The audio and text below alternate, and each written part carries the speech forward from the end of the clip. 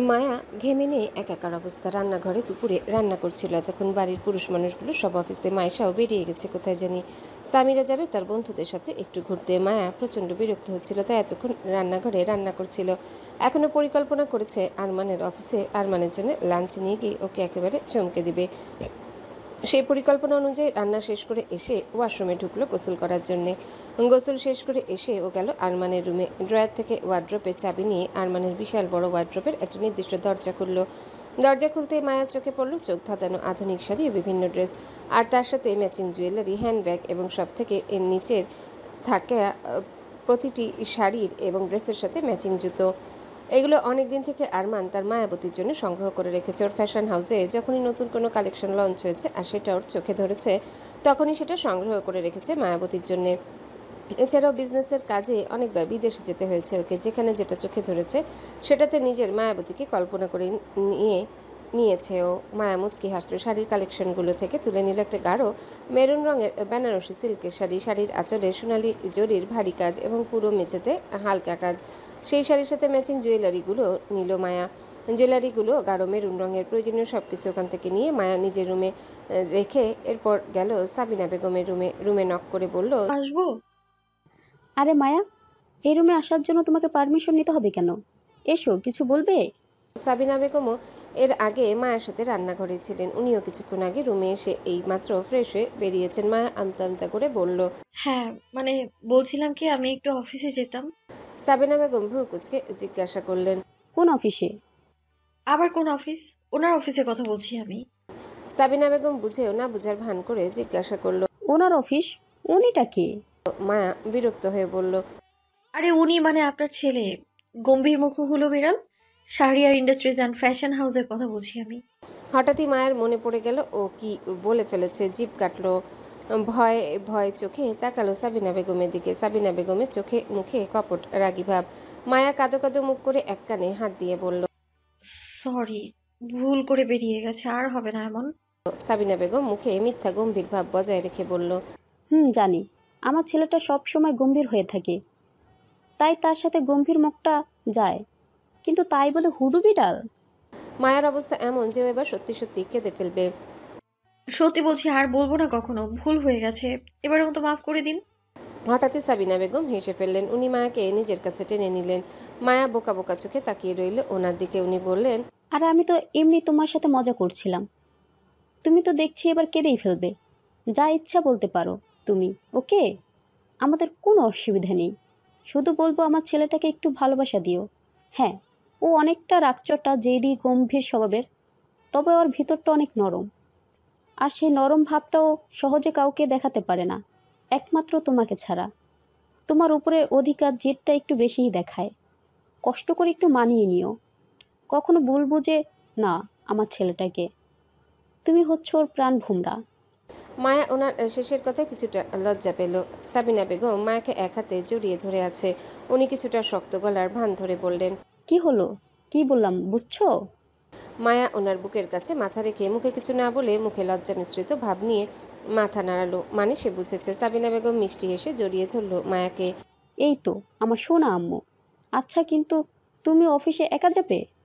আরমান জানতে পারলে তো বকবে।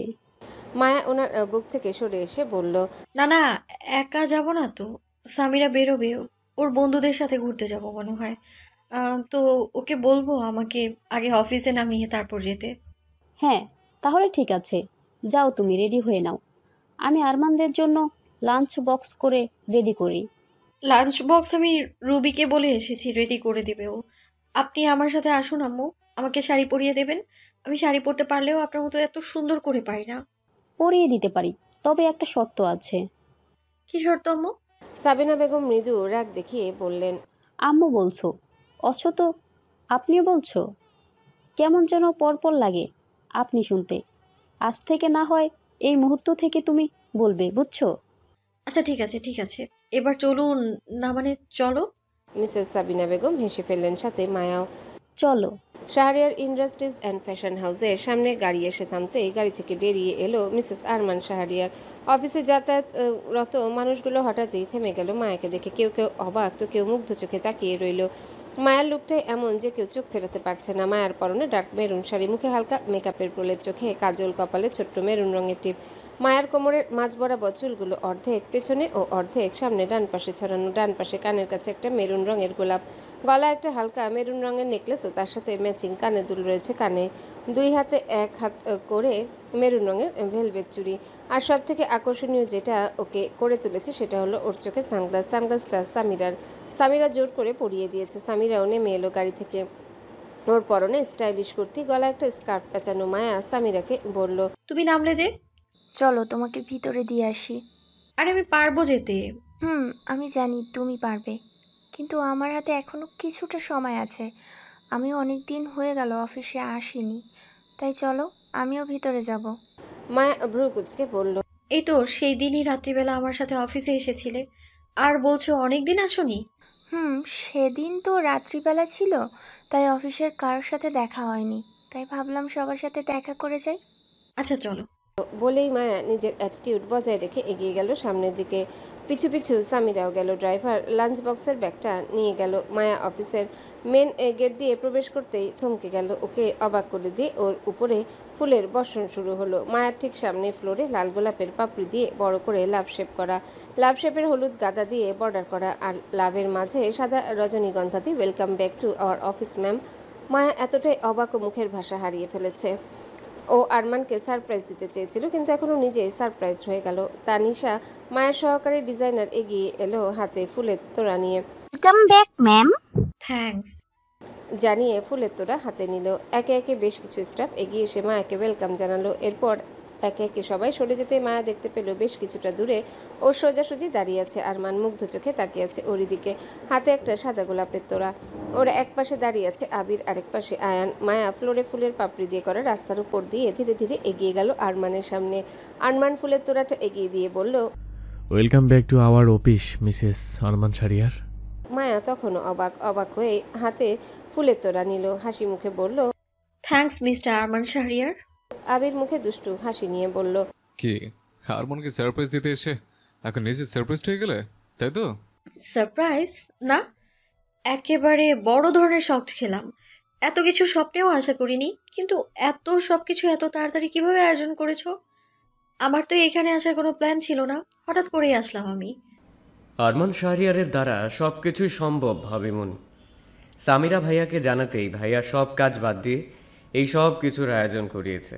মায়া কৃতজ্ঞতার চোখে তাকালো আরমানের দিকে, এরপর সামিরাকে উদ্দেশ্য করে বলল, দিলে তো আমার সারপ্রাইজটা নষ্ট করে। সামিরা দাঁত দেখিয়ে বলল, তার জন্য সরি, কিন্তু এর বদলে যে তোমাকে এত বড় একটা সারপ্রাইজ দেওয়া হলো, তার জন্য সবার আমাকে থ্যাঙ্কস জানানো উচিত। এই সব কিছু আমার জন্য সম্ভব হয়েছে। আমি যদি না জানাতাম তাহলে তো হতোই না। বই গেছে তোকে থ্যাঙ্কস জানাতে। যেখানে যাচ্ছিস সেখানে যা, বেশি না বকে। এই যা, আমার তো মনেই নেই, অনেকটা লেট হয়ে গেল, আমি গেলাম, বাই এভরিওয়ান। বলেই সামিরা ছুট লাগালো। আরমান পিছন থেকে চিল্লিয়ে উঠল। সামিয়া লাঞ্চটা তো করে যা। সামিরা যেতে যেতেই বলল, একদম সময় নেই ভাইয়া, আর এখন লাঞ্চ করলে ফ্রেন্ডদের সাথে খেতে পারবো না। এরপর মায়া আগে যাদের সাথে কাজ করতো তাদের সবার সাথে আরমান মায়ের আবারও পরিচয় করিয়ে দিল। আরমানের অফিসে ওদের খাওয়ার জন্য আলাদা একটা রুম আছে। এরপর মায়ের বাড়ি থেকে লাঞ্চ দিয়ে আয়ান, আবির, আরমান ও মায়া দুপুরে খাওয়া শেষ করলো। এরপর আয়ান, আবির নিজের কাছে চলে গেল। মায়া খাওয়ার রুম থেকে বেরিয়ে সোজা হাঁটা ধরলো আরমানের কেবিনের দিকে। এরপর কেবিনের দরজা খুলে ঢুকে অ্যাটিটিউড বজায় রেখে সোজা আরমানের চেয়ারে গিয়ে বসলো। মুখ গম্ভীর ভাব দেখে মনে হচ্ছে এই অফিসের বস হচ্ছে মায়া। আরমান ভেতরে প্রবেশ করতে মায়া গম্ভীর গলায় বলে উঠল, কারো কেবিনে প্রবেশ করার আগে অনুমতি নিতে হয়, সেটা জানা নেই আপনার? হঠাৎই থমকে গেল আরমান। এই একই ধরনের কথা মায়াকে বলেছিল সেই দিন শাহরিয়ার ম্যানশনে। মায়ার দ্বিতীয় দিন ছিল। মায়া কফি নিয়ে গিয়েছিল আরমানের জন্য। মায়া আরমানকে ভাবনায় ডুবে যেতে দেখে জিজ্ঞাসা করলো, কি হলো? কোন ভাবনা সাগরে হারালেন মিস্টার? আমি কিছু জিজ্ঞেস করেছি তো? আরমান নিজের ভাবনা থেকে বেরিয়ে এসে একটা দীর্ঘশ্বাস ছেড়ে নাটকীয় ভঙ্গিতে বলল, আচ্ছা তাই বুঝি, সরি ম্যাম, ভুল হয়ে গেছে, এমন ভুল আর হবে না। আচ্ছা ঠিক আছে, মনে থাকে যেন। এখন সারা বছরের কাজের হিসেব দিন আমায়। কতগুলো ডিল সাকসেস হয়েছে, কতটা লস হয়েছে, সবকিছুর হিসেব চাই আমার। ইতিমধ্যে আরমান মায়ের সামনে থাকা চেয়ারে এসে বসেছে। ইয়েস ম্যাম, এই বছরের সেরা ডিল হচ্ছে আরমান শারিয়া তার হারিয়ে যাওয়া মায়াবতীকে ফিরে পেয়েছে। লজ হচ্ছে এই বছরে মায়াবতী তার গম্ভীর সাহেবকে ভুল বুঝে দূরে সরে গিয়েছিল, কিন্তু খুশির খবর এই যে আবারও মায়াবতী তার গম্ভীর সাহেবের জীবনে ফিরে এসেছে। আরমানের কথার মাঝেই মায়া ধীর পায়ে উঠে এসেছে আরমানের কাছে। আরমানের কথা শেষ হতে মায়া আরমানের দিকে ঝুঁকে এসে আরমানের কোটের কলার ধরে বলল, আপনার কাছে আমি আপনার জীবনের হিসাব চাইনি মিস্টার, আর না মায়াবতী ও গম্ভীর সাহেবের গল্প শুনতে চেয়েছি। আরমান মায়ার কোমর ধরে টেনে মায়াকে নিজের উপর ফেলে আষ্টে পৃষ্ঠে জড়িয়ে ধরল। আরে কি করছেনটা কি? ছাড়ুন, কেউ চলে আসবে তো।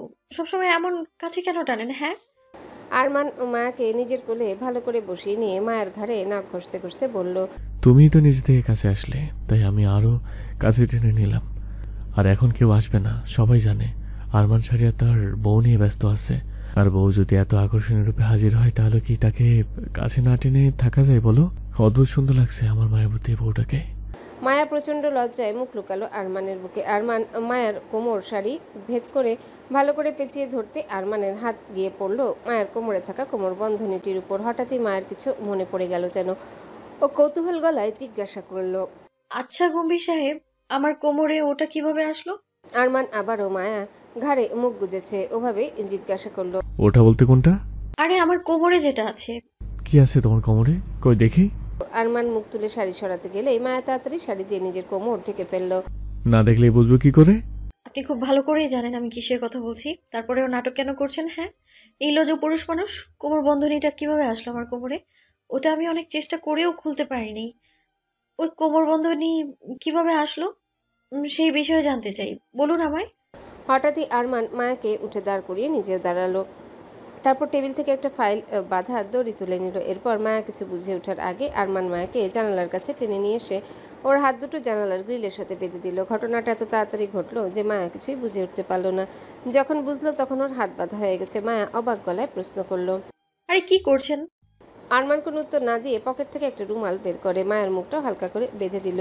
মায়া অবাক চোখে তাকিয়ে রইল আরমানের দিকে। এরপর আরমান ধীরে ধীরে মায়ের সামনে হাঁটু মুড়ে বসে পড়ল। আলতো স্পর্শে মায়ের পেটের কাছের কাপড় সরিয়ে দিল। মায়ের পুরো পেট দৃশ্যমান হলো আরমানের চোখের সামনে।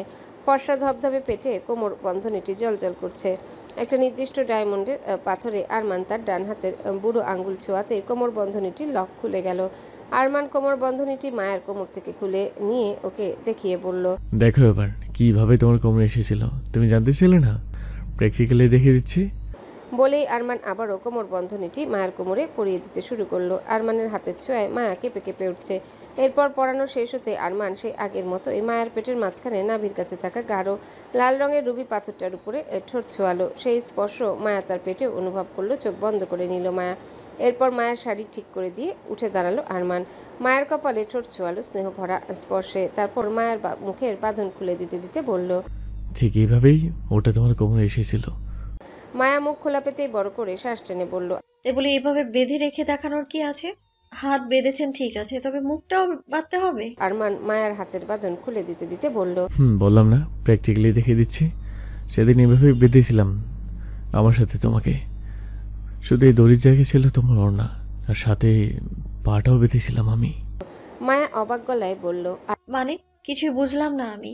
আরমান মায়াকে চেয়ারে বসে পানি খাওয়াতে খাওয়াতে সেদিনের শপিং মলের পুরো ঘটনা খুলে বলল। মায়া সবকিছু শুনে প্রচন্ড অবাক হলো। মৃদু রাগ দেখিয়ে বলল, আপনি প্রচুর ডেঞ্জারাস মানুষ তো। সেদিন যদি আমি ভয় পেয়ে হার্ট অ্যাটাক করতাম? করতে না, কারণ আমার মায়াবতী মোটেও এতটা ভীতি ছিল না তখন। কিন্তু কি দরকার ছিল এটা দেওয়ার? দেখে মনে হচ্ছে এটা তো অনেক দামি, আর যখন তখন খোলাও যায় না। এটা তো শুধু আপনার ফিঙ্গারপ্রিন্টেই খুলবে মনে হচ্ছে। তোমার থেকে দামি কিছুই নেই আমার কাছে মায়াবতী। আমি যে এটা সব সময় তোমার কোমরে থাক, খোলার চেষ্টা করবে না কখনো। এমনিতেও তুমি চাইলে খুলতে পারবে না। আরমানের কথার মাঝে ওর এই টেবিলে থাকা ফোনটা বেজে উঠল। দুজনেরই চোখ পড়ল ফোনের স্ক্রিনে। আবিরের নাম ভেসে উঠেছে সেখানে। আরমান বিরক্ত হয়ে ফোনটা সাইলেন্ট করে দিল। কি হলো? ফোনটা তুলুন, ইমার্জেন্সি কিছু হতে পারে। বাদ দাও, এমার্জেন্সি কিছু না। এখন আমি শুধু তোমাকে সময় দিতে চাই। কল কেটে দিয়ে আবারও বেজে উঠল।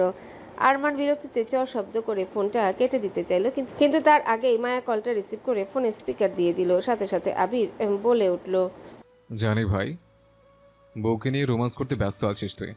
তবে কিছুক্ষণ আগে তুই মায়াকে সারপ্রাইজ দিলে। এখন তোর জন্য একটা সারপ্রাইজ অপেক্ষা করছে বাইরে। একজন স্পেশাল মানুষ এসছে। এখন আমরা দরজার বাইরে অপেক্ষা করছি। দরজার খুলে জীবন ধন্য হয়ে যেত আমাদের। ফোন স্পিকারে থাকা আবিরের কথাগুলো শুনেছে মায়া। আবিরের প্রথম কথাটা শুনে শুকনো বিষম খেয়েছে ও কাশতে শুরু করেছে। আরমান তাড়াতাড়ি মায়ের পিঠে মাথায় হাত বুলিয়ে পানি খাওয়ালো। এদিকে আবির তখনও বকবক করেই চলেছে। দেখলি তো, আমি ঠিকই বলেছি। মানুষ শুকনো বিষম কখন খায় বলতো? যখন আবিরকে পুরো কথা শেষ করতে না দিয়ে ফোন কেটে দিল আরমান চিন্তিত গলায় বলল, ঠিক আছো তুমি? ঠিক আছি। এখন দরজাটা খুলুন, আমিও দেখতে চাই কোন স্পেশাল মানুষ অপেক্ষা করছে আপনার জন্য। আরমান কোনো জবাব না দিয়ে বিরক্ত হয়ে এগিয়ে গেল দরজা খুলতে। পিছু পিছু মায়াও এলো। দরজা খুলতেই আবিরের সাথে সামনে দাঁড়িয়ে থাকা মানুষটিকে দেখে বিরক্তির শেষ পর্যায়ে পৌঁছে গেল আরমান। রাগে হাতের মুঠো শক্ত হয়ে গেল, চোয়ালের পেশি টান টান। আবিরের সাথে থাকা মানুষটি বলে উঠল, হেই মিস মাইহা, কেমন আছো তুমি?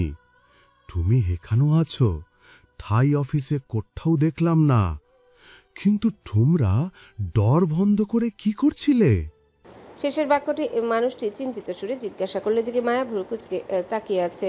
অতিরিক্ত কৌতূহল মিশ্রিত কণ্ঠে আবিরকে উদ্দেশ্য করে জিজ্ঞাসা করল মায়া, ভাইয়া, এই আজব প্রাণীটা কোন গ্রহ থেকে এসেছে? ভাইয়া, এই আজব প্রাণীটা কোন গ্রহ থেকে এসেছে? আবির কিছু বলার আগে মিস্টার ড্যানিয়েল বোকা বোকা চোখে মায়ের দিকে তাকিয়ে জিজ্ঞাসা করল, মাইহা, তুমি কি আমাকে প্রাণী বললে? মায়া ভ্রুকুচকে বলল, এখানে কি আরো কেউ আছে নাকি যে আপনার মতো অদ্ভুত আচরণে কথা বলছে? আর আপনি আমাকে মাইহা মাইহা করছেন কেন? মায়া, মায়া, আমার নাম মায়া। মিস্টার ড্যানিয়েল মাথা নাড়িয়ে বলল, ইয়েস, আমি জানি তো মাইয়া, তোমার নেম মাইয়া, কিন্তু তুমি আমায় প্রাণী বললে কেন? মায়া কপাল চাপড়ে বলল, আরে হাদারাম, মাইয়া নয়, মায়া। আর আপনি কি প্রাণহীন? আপনার শরীরে কোনো কি প্রাণ নেই? হাদারাম? হোয়াট ইজ হাদারাম? অনেক কষ্টে হাদারাম শব্দটি উচ্চারণ করলেন মিস্টার ড্যানিয়েল। বোঝো ঠেলা, এখন একে কে বোঝাবে? থাক ভাই, আপনাকে আর আমার সঠিক নাম উচ্চারণ করতে হবে না। কিন্তু এটা বলেন, আপনি আমায় কিভাবে চেনেন? মিস্টার ড্যানিয়েল মুখ ছোট করে বলল, হোয়াট ভাই, মানে ব্রাদার? তুমি আমায় ব্রাদার বললে মাইহা? আর ওই যে হাদারাম মানে কি বললে না তো? আবির তাড়াতাড়ি হেসে বলল, আরে মিস্টার ড্যানিয়েল, হাদারাম ভালো বন্ধু।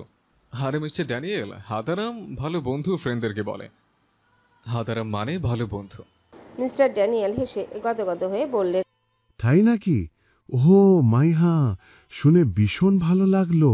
তুমি আমাকে তোমার ভালো ফ্রেন্ড মনে করো। আরে আবির ভাইয়া, মিথ্যে বলছো কেন তুমি আমায়? ওনাকে মিথ্যে কেন বলছো? আমি এই অদ্ভুত প্রাণীটিকে। আবির মাঝপথে মায়াকে থামিয়ে দিয়ে বলল, মায়া, তুমি জানো কাকে কি বলছো? উনি মিস্টার ড্যানিয়েল, আমাদের কোম্পানির একজন বড় বিদেশি ক্লায়েন্ট। ওনার সাথে অনেক বড় ডিল সাইন করেছিলাম আমরা। এতটুকু শুনেই মায়া জিভ কাটলো। এতক্ষণ কত কি না বললো এই লোকটাকে। ভয় ভয় চোখে তাকালো আরমানের দিকে। মায়া দেখলো আরমানের মুখ রাগে পুরো লাল হয়ে আছে, চোয়াল শক্ত। মায়া ভাবলো যে ওর জন্য আরমান হয়তো রেগে আছে। এত বড় বিদেশি ক্লায়েন্টকে কত কি বললো। এতে তো ওই ব্যক্তি অসন্তুষ্ট হলে আরমানের বিজনেসে লস হতে পারে। মায়া কাদো কাদো মুখ করে এক কানে লতিতে হাত দিয়ে আরমানের দিকে তাকিয়ে বলল, সরি গম্ভীর সাহেব, আর আপনার বিদেশি ক্লায়েন্টকে উল্টাপাল্টা কিছু বলবো না আমি। এবারের মতো মাফ করে দিন। উনি তো ঠিক মতো বোঝেননি আমার কথাগুলো, আবির ভাইয়া সামলে নিয়েছে। এরপর মায়া মিস্টার ড্যানিয়েলকে উদ্দেশ্য করে বলল, এই যে অদ্ভুত প্রাণী, না সরি মিস্টার ভ্যানিয়েল। আবির মায়ার ভুল শুধরে দিয়ে বলল, আরে মায়া, ভ্যানিয়েল না, ড্যানিয়েল। মায়া দাঁত দেখে হেসে বলল, সরি মিস্টেক। না ঠিকই আছে, আপনি আমার নাম ভুল উচ্চারণ করেছেন, আর আমি আপনার। মিস্টার ড্যানিয়েল কিছুটা অবাক গলায় বলল, জানো মাইহা, তুমি না আগের থেকে অনেক চেঞ্জ হয়ে গেছো। এখন অনেক বেশি কথা বলছো তুমি, কিন্তু তুমি আমার সাথে অচেনার মতো বিহেভ করছো কেন বুঝলাম না। হ্যাঁ, সে আমি জানি যে আমি আগে থেকে অনেক চেঞ্জ হয়ে গিয়েছি, কিন্তু আপনি আমায় কিভাবে চেনেন আমিও সেটাই বুঝলাম না। আবির বলল, ওই ডিলের পুরো দায়িত্ব তখন তোমার ছিল, আর সেই থেকে উনি তোমাকে চেনে। আর একটা সিক্রেট বলি। বলেই আবির মায়ার কানের কাছে ঝুঁকে এসে আরমানকে শুনিয়ে শুনিয়ে বলল, মায়া চিল্লিয়ে উঠল। হোয়াট? এদিকে আরমান অনেকক্ষণ থেকে সহ্য করছে এসব। এমনিতেই মিস্টার ড্যানিয়েলকে এখানে দেখে রাগে ওর শরীর চলছে, আর এখন আবিরের কথায় আরমানের রাগের মাত্রা দ্বিগুণ হলো। আবিরকে উদ্দেশ্য করে দাঁত কিরমির করে বলল, স্টপ ইট আবির, এমনিতে মাথা গরম আছে, তাই নিজের মুখটা বন্ধ রাখ, এটা তোর জন্য ভালো। এরপর মায়ার দিকে ঘুরে বলল, আর তুমিও নিজের মুখটা বন্ধ রাখো, না হলে ভালো হবে না কিন্তু। এরপর আরমান মিস্টার ড্যানিয়েলের দিকে তাকিয়ে বলল, আপনি হঠাৎ এখানে, কোনো দরকার ছিল? দরকার তো ছিল, কিন্তু হেভাবে কথা বলবো, ভিতরে হাসতে দিবেন না? মিস্টার ড্যানিয়েল ও তার অ্যাসিস্ট্যান্ট এবং তখনও আরমানের কেবিনের বাইরে দরজার কাছে দাঁড়িয়েছিল। আবির চুপচাপ অবলা ভোলাভালা ছেলে হয়ে দাঁড়িয়ে আছে আরমানের ধমক খেয়ে। এদিকে মায়ারও এই একই অবস্থা, কিন্তু ও ওর মুখ খুলতে পারছে না বলে বিরক্ত লাগছে। না হলে ওর এই অদ্ভুত প্রাণীটার সাথে কথা বলতে বেশ ভালোই লাগছিল, যদিও অবাক হয়েছে এটা শুনে যে এই অদ্ভুত প্রাণী ওকে পছন্দ করে, কিন্তু বিষয়টা ভীষণ মজার মনে হচ্ছে ওর কাছে। আরমান বিরক্ত হয়ে দরজা থেকে সরে দাঁড়িয়ে বলল, আসুন ভেতরে আসুন। মায়াও আরমানের দেখা দেখি বাধ্যমের মতো দরজার কাছে থেকে সরে দাঁড়ালো। মিস্টার ড্যানিয়েল ও তার অ্যাসিস্ট্যান্ট ভেতরে প্রবেশ করে চেয়ারে গিয়ে বসলো। আরমান গম্ভীর মুখে নিজের চেয়ারে গিয়ে বসলো। মায়া আরমানের দিকে চোখ ছোট ছোট করে তাকিয়ে বলল, আমি আর আবির ভাইয়া কোথায় বসবো শুনি? আরমান মায়ার দিকে শান্ত চোখে তাকিয়ে ঠান্ডা গলায় বলল, আবির কোথায় বসবে জানি না, তবে তুমি চাইলে আমার কোলে বসতে পারো। আরমানের কথা শুনে মায়া বোকা বোকা হেসে বলল, না, ওই তো ওখানে সোফা আছে, আমি সোফায় বসছি। বলেই মায়া সোফায় গিয়ে বসলো। আবিরও গিয়ে বসলো সোফায়। এদিকে মিস্টার ড্যানিয়েল কৌতূহল গলায় বলল, আপনি এমন বলছেন কেন মাইহাকে? ও আপনার খুলে কেন বসবে? এরপর উনি মায়ার দিকে তাকিয়ে বলল, আর মাইহা, ঠকন তোমরা দরজা বন্ধ করে কি করছিলে বললে না তো? আবির বিড়বিড় করে বলল, এমনিতেই আগুন দাও দাও করে চলছে, এখন আর আগুনে ঘি ঢালিস না বাপ। আরমান দাঁতে দাঁত চেপে গম্ভীর গলায় বলল, আমরা দরজা বন্ধ করে কি করছিলাম না করছিলাম সেটা আমাদের ব্যাপার। মিস্টার ড্যানিয়েল, আপনি কাজের কথায় আসুন, কোনো কাজ থাকলে বলুন, আর না হলে আসতে পারেন। মিস্টার ড্যানিয়েল অপমানিত বোধ করলেও কিছু বললেন না, নিজেকে সামলে নিলেন। বললেন, হ্যাঁ, কাজ তো ছিল। আপনার সাথে আর একটা ডিল সাইন করতে চাই, তবে হেবারেও মাইহার বানানো ডিজাইন নেব শুরু। আরমান নির্লিপ্ত কণ্ঠে উত্তর দিল, আমি এখন আর আপনার সাথে কোনো ডিল করতে চাই না মিস্টার ড্যানিয়েল, তাই আপনি আসতে পারেন। মিস্টার ড্যানিয়েল প্রচন্ড অবাক হলেন আরমানকে মুখের উপর ডিল নাকচ করতে দেখে। উনি অবাক গলাতেই বললেন, আরে কি বলছেন মিস্টার হারমান? মজা করছেন আমার সাথে? আপনার সাথে মজা করার মতো কোনো সম্পর্ক আমার নেই মিস্টার ড্যানিয়েল। আমি যা বলি স্পষ্টভাবে বলি, এখন আমি আপনার সাথে কোনো ডিল সাইন করতে চাই না। মিস্টার ড্যানিয়েল এবার সিরিয়াস গলায় বললেন, যেটা বলেছেন সেটা ভেবে বলেছেন তো?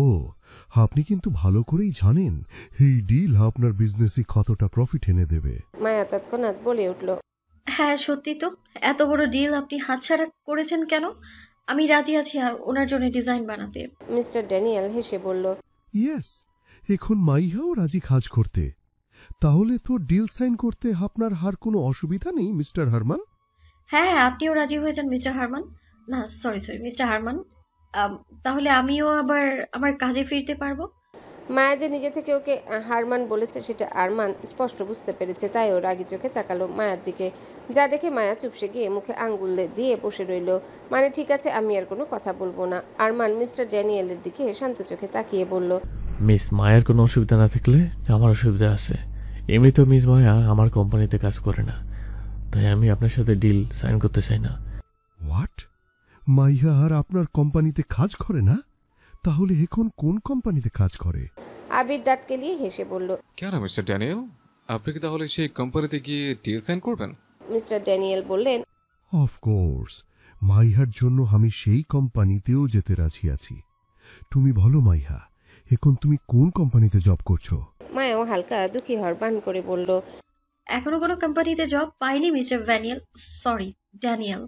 এরপর দুষ্টু হেসে বলল, তবে আমার মাথায় না একটা আইডিয়া এসেছে। চলুন আপনি আর আমি মিলে একটা নতুন কোম্পানি খুলি। সেই কোম্পানিতে আমি ডিজাইনারের কাজ করব। কি রাজি আছেন? মিস্টার ড্যানিয়েল খুশিতে গদগদ হয়ে বললেন, আইডিয়াতে তুমি খারাপ দাওনি মাইহা। তুমি যদি আমার কোম্পানিতে ডিজাইনার হও, তাহলে আমি নিউ একটা বিজনেস ওপেন করতে রাজি আছি। জানো মাইহা, আজকে তোমাকে ভীষণ সুন্দর লাগছে, চোখ সরানো যাচ্ছে না। তুমি তো মিস্টার আরমানের কোম্পানিতে হার জব করো না, তাহলে এখানে কি করছো তুমি? এগুলোই যথেষ্ট ছিল আরমানের রাগের আগুনে ঘি ঢালার জন্য। হঠাৎই আরমান চেয়ার ছেড়ে উঠে দাঁড়ালো। এরপর মায়ের কাছে গিয়ে একটা মায়াকে উঠে দাঁড় করিয়ে হাত ধরে টানতে টানতে ওকে ওর এই কেবিনের সাথে অ্যাটাচ রেস্টরুমে নিয়ে গেল। এরপর ওর হাত ছেড়ে দিয়ে গটগট পায়ে ওই রুম থেকে বেরিয়ে এসে বাইরে থেকে দরজা বন্ধ করে দিল। তারপর সোজা নিজের চেয়ারে এসে বসে গম্ভীর মুখে মিস্টার ড্যানিয়েলের দিকে তাকিয়ে বলল, তাই আমি আপনার সাথে এদিকে মায়া তখন দরজা ধাক্কাতে ধাক্কাতে চিল্লিয়ে বলছে, ও গম্ভীর সাহেব, দরজা কেন বন্ধ করলেন? খুলুন না দরজাটা। মিস্টার অদ্ভুত প্রাণীর সাথে নতুন কোম্পানির বিষয়ে প্ল্যান করতে হবে তো। অনেক বড় সুযোগ পেয়েছি আমি, এই সুযোগ হাতছাড়া করতে চাই না। ও গম্ভীর, শুনতে পাচ্ছেন আমার কথা? আরমান দাঁত কিরমির করে মায়াকে উদ্দেশ্য করে বলল, তুমি কি চাও এই বন্ধ দরজার পিছনে আমিও থাকি তোমার সাথে? আমি যদি ভেতরে আসি তাহলে কিন্তু ভালো হবে না, বলে দিলাম। না না, ঠিক আছে, আমি চুপ থাকছি, আর কিচ্ছু বলবো না। আপনাকে ভেতরে আসতে হবে না, কিন্তু আপনি এক কাজ করুন, আমার হয়ে মিস্টার অদ্ভুত প্রাণীর সাথে কথা বলে নিন। ওনার নতুন কোম্পানিতে আমার জবের বিষয়ে। এত বড় বিজনেসম্যান আপনি, এইসব বিষয়ে তো আমার থেকে ভালোই বুঝবেন আপনি। রেস্টরুমের ভিতর থেকে চিল্লিয়ে কথাগুলো বলল মায়া। এরপর কথাগুলো বলা শেষ হতেই হাসতে হাসতে ওই রুমে থাকা বেডে গিয়ে চিত হয়ে শুয়ে পড়ল। তখনও হেসে গড়াগড়ি খাচ্ছে ও। মানুষটাকে এভাবে জ্বালাতে পেরে ভীষণ আনন্দ হচ্ছে ওর। এদিকে আরমানের কেবিনে মিস্টার ড্যানিয়েল চেয়ার থেকে উঠে দাঁড়িয়েছে। ততক্ষণে উনি বললেন, এ কি, আপনি এভাবে মাইয়াকে দরজা বন্ধ করে দিলেন কেন? ও তো আমার সাথে কথা বলতে চাইছিল। আমারও ওর সাথে কথা আছে। আরমান রাগে কটমট করতে করতে বলল, কোনো কথা নেই আপনার সাথে, আমার মায়েরও কোনো জবাবের দরকার নেই, তাই আপনি আসতে পারেন। না আসতে পারলে বলাটা বলে যাচ্ছে। আপনাকে যেন আমার অফিসে কোনোদিন না দেখি। এখন যান। মিস্টার হারমান, আপনি আমায় থাড়িয়ে দিচ্ছেন? এভাবে ইনসাল্ট করতে পারেন না আপনি আমায়। আমি আপনার অফিসে থাকতে আসিনি, বিশেষভাবে মাইহার জন্য এসেছিলাম এখানে। এখন আমি মাইহার সাথে কথা না বলে যাব না। বলেই মিস্টার ড্যানিয়েল হাঁটা ধরল মায়া যে রুমে আছে সেই রুমের দরজা খোলার উদ্দেশ্যে। আরমানও রাগের শেষ পর্যায়ে পৌঁছে গিয়ে উঠে দাঁড়িয়েছে। আরমানের ভাব দেখে মনে হচ্ছে এবার মিস্টার ড্যানিয়েলকে মারতে শুরু করবে। মিস্টার ড্যানিয়েল ওই রুমের দরজার কাছে পৌঁছানোর আগেই এবং আরমান মিস্টার ড্যানিয়েলের কাছে পৌঁছানোর আগে আবির ছুটে এসে মিস্টার ড্যানিয়েলকে আটকে দিল। এরপর টানতে টানতে ওনাকে বাইরের দিকে নিয়ে যেতে শুরু করলো। আপনি আমার সাথে আসুন মিস্টার ড্যানিয়েল, আমি আপনাকে সব বুঝিয়ে দিচ্ছি। না, আমি মাইহার সাথে কথা না হলে কোথাও যাব না এখন। আবির বিড়বিড় করে বলে উঠল, এই অল্প বয়সে মাটির তলায় যাওয়ার শখ জেগেছে মনে হয়। ব্যাটা নিজের জানটা হারাতে না চাইলে পালা এখান থেকে। বেশি মায়া করিস না, তাহলে আরমান মনে হয় জ্যান্ত পুঁতে ফেলবে মাটির নিচে। মিস্টার ড্যানিয়েল রাগী গলায় বলল, যেটা বলার সরে বলুন মিস্টার হাবির। এভাবে এত হাসতে হাসতে কি বলছেন? আপনি আগে বাইরে চলুন। হাসতে হাসতে কেন, আমি আপনাকে কাঁদতে কাঁদতে হলেও বোঝাবো। সিংহ যদি খেপে যায় তাহলে আর রেহাই নেই। বলতে বলতে আবির মিস্টার ড্যানিয়েলকে টেনে বাইরে নিয়ে চলে গেল। পিছু পিছু মিস্টার ড্যানিয়েলের অ্যাসিস্ট্যান্টও বেরিয়ে গেল। এদিকে আরমান রাগে টেবিলে থাকা জিনিসপত্রগুলো ছুঁড়ে ফেলে দিল। শেষে টেবিলটাকে দুই হাতে করে ধরে উল্টিয়ে দিল। টেবিলটা ছিল কাচের তৈরি, শব্দ করে ভেঙে গেল সেটা। আর এই এত কিছু ভাঙার আওয়াজ মায়া ওই রুমে থেকেও শুনতে পেল। ছুটে দরজার কাছে এলো। মায়া বিচলিত হয়ে জিজ্ঞাসা করলো, কি হলো? কিসের আওয়াজ এগুলো? গম্ভীর সাহেব, শুনতে পাচ্ছেন আমার কথা? কিসের আওয়াজ এগুলো? না, মায়া কোনো উত্তর পেল না তার গম্ভীর সাহেবের থেকে, যার জন্যও আরো মরিয়া হয়ে উঠল। জোরে জোরে দরজা ধাক্কাতে শুরু করলো। শুনছেন? কোথায় গেলেন আপনি? গম্ভীর সাহেব, দরজাটা খুলুন প্লিজ। না, এবারে কোনো উত্তর এলো না। মায়া এবার কাঁদতে শুরু করলো।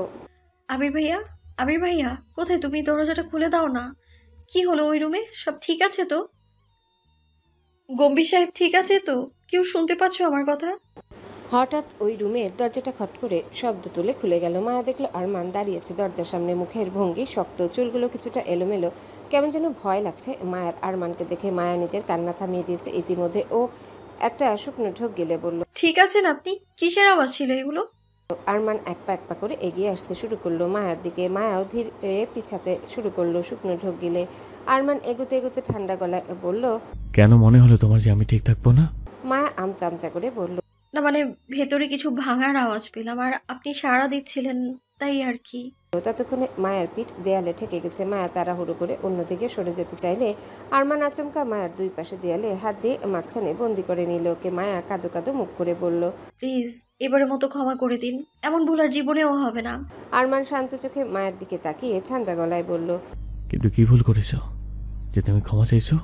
মায়া একই রকম ভাবে কাঁদো কাঁদো গলায় বলল, কখনো আপনার সাথে মজা করবো না, ভুল হয়ে গেছে। বিশ্বাস করুন, শুধুমাত্র আপনাকে জ্বালানোর জন্য মিস্টার আজব প্রাণীকে ওই কথাগুলো বলেছিলাম আমি। কোনো দরকার নেই আমার ওনার কোম্পানিতে জব করার। তার মানে স্বীকার করছো যে আমাকে জানানোর জন্য বলেছি? মায়া মুখে কিছু না বলে উপর নিচ মাথা নাড়ালো, যার মানে হ্যাঁ ও স্বীকার করছে। তাহলে তোর শাস্তি তোমায় পেতে হবে মিসেস আরমান শাহরিয়ার। এই বুকে যখন আগুন তুমি জ্বালিয়েছো, তাহলে এই আগুন তোমাকে নিভাতে হবে। মায়া বোকা বোকা চোখে আরমানের দিকে তাকিয়ে বলল। কই, কোথায় আগুন জ্বলছে দেখি। কথাটা বলেই মায়া আরমানের শার্টে লাগিয়ে রাখা বাকি বোতামগুলো তাড়াতাড়ি খুলে দিয়ে দেখতে থাকলো। আসলে আরমান তখন রাগে নিজের কেবিন এলোমেলো করার পর পরনের কোটটাই খুলে ছুঁড়ে ফেলেছিল। তারপর সাদা শার্টের বুকের কাছে 3টা বোতামও খুলে ফেলেছিল বিরক্তিতে। এখন মায়া বাকি বোতামগুলো খুলে ফেলে আরমানের জিম করা বুক সহ পেট পুরো উন্মুক্ত হয়ে গেল। মায়া নিষ্পাপ বাচ্চাদের মতো ঠোঁট উল্টিয়ে বলল, হ্যালো বন্ধুরা, পরবর্তী পার্ট খুব তাড়াতাড়ি আসবে, তো সবাই অপেক্ষায় থাকো। আর চ্যানেলটি যারা এখনো সাবস্ক্রাইব করোনি তারা পরবর্তী পার্ট দেখার জন্য চ্যানেলটি সাবস্ক্রাইব করে রেখো। ধন্যবাদ সবাইকে, আমাদের সাথেই থেকো।